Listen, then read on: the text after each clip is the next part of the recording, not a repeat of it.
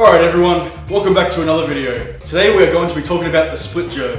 Is it fair or should it be banned from Strongman permanently? First I'll just like to clear up that this video is not made for the women in Strong Women, simply because of the fact they have a different anatomy than men, so I cannot speak on their behalf. This video is directed to the men. So, Strongman is becoming a bit mainstream, and with its popularity comes athletes from all sorts of backgrounds. You have powerlifters, weightlifters, crossfitters, etc. And Strongman is a sport where you can hone your skills and use your talents to your advantage. This is all well and good, but there comes a point where particular movements are considered OP. OP meaning overpowered, watered down. And that is an issue that I'm seeing with the split jerk. The sport has allowed all sorts of techniques for the overhead lift, and they rationalise the movement with the term, do whatever you can to get the weight overhead, and that's considered an overhead. And that sounds fair, right? The overhead is flawed. You cannot compare apples and oranges. Besides both of them ending up overhead, they really don't have anything in common. They're completely different moving patterns, using different muscles. You see with a stone, you lift a stone, it's raw power, there's no bullshit. Everyone has to move the weight from A to B in the same manner. Same thing with deadlifts, and basically all movements in Strongman are reasonably comparative. We all know that Strongman is a showman sport. People come to see freakish lifts, move from A to B, pretty straightforward, but spectators don't understand what is heavy. People competing do know what's heavy. I had a word the other day with a friend of mine who happens to be a split jerker. He rationalizes the movement by saying, it's in the rules, in a competition it counts, it doesn't matter. Get the weight overhead, it takes power, technique. That's true. And in an overhead event where there's reps involved, I guess you could say that a split jerk takes more time to split it than put your feet together before dropping the weight to go for your next rep. Someone push pressing obviously going to be much faster if they have great shoulder strength to back it up. But that argument kind of falls apart when there's a max overhead lift. So again, apples and oranges. Someone is using shoulder strength, the other one isn't. Yes, they're catching the weight. We all know that lockout is the easiest part of an overhead. I think using leg drive is fine in an overhead. Most strongmen seem to do it anyway. It's always been around, so no problem with that. But with the split jerk, it pretty much avoids all demonstration of shoulder power. Not that it isn't impressive. When someone like Lucia split jerks 100 kilos, that's quite phenomenal. And regardless, the women doing it, they're still strong. Most of them tend to do that technique. And they actually look good when they do it too. But when the men do it, come on.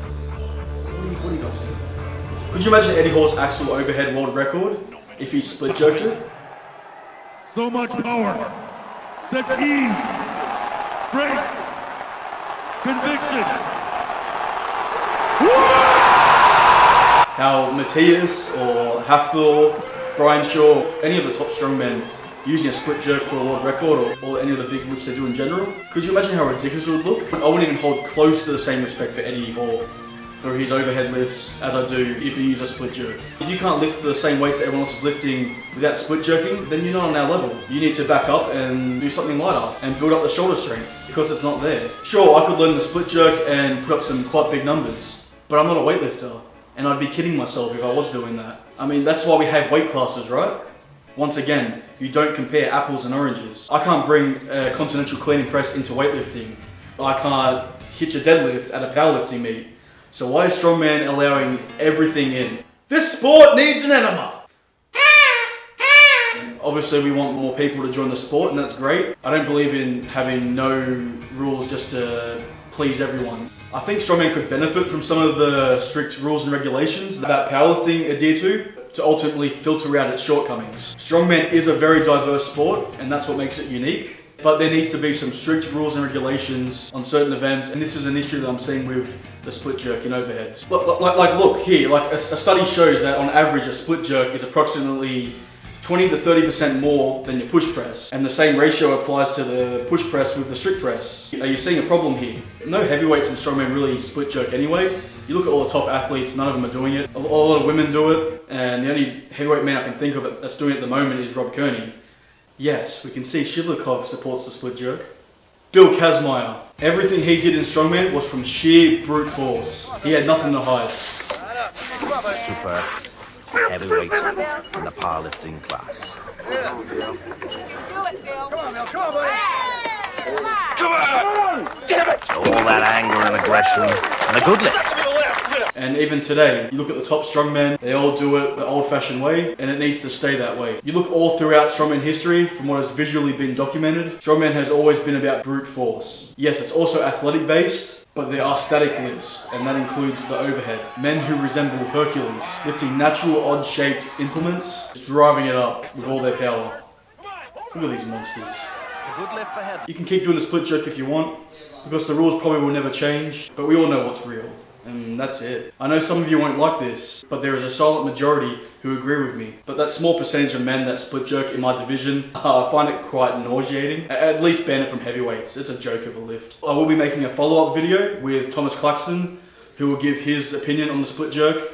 He split jerks himself, and he will explain the mechanics of the split jerk, how it works. So for you who don't know, can understand how the split jerk is an advantage to strongmen. I understand that a lot of people are coming over from the weightlifting background, and this is all they know. But this is strongman. If you want to be a weightlifter, go do weightlifting. Don't come into strongman. People want to use the argument saying, oh, but the use leg drive with the push press, well then I'm happy to sacrifice leg drive. I'll give up the push press if you give up the split jerk, and we'll just do strict presses from now on. Do you want to do that? I'm happy to do that. Yes, we're going to see some lighter weights being lifted, but just get the egos out of it. Everyone's numbers will decrease. But you know what? The overhead events will be a fair measurement of shoulder strength, and the people with true shoulder power will shine.